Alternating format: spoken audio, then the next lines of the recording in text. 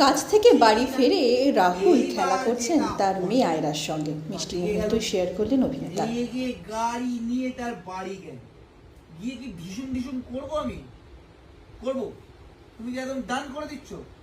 ডান করে দাও, ডান করে দাও, ডান। এইবার বাবা সবে কাছ থেকে ঠিক আছে, এবার শোনো, এবার শোনো, এবার মেন কথাটা কি শুনবে, তুমি কি শুনবে? Cine gossip. শুনবি তো? পাক্কা একদম ডান আছে, ডান করো, ডান, ডান, ঠিক আছে। এইবার শোনো, যেটা হলে একটু মুড়ি চা খাবে, তুমি খাবে, খাবে কি খাবে? চকলেট, আইসক্রিম, বিরিয়ানি, দুধু, মুড়ি, কোনটা খাবে? মুড়ি, আচ্ছা ঠিক আছে।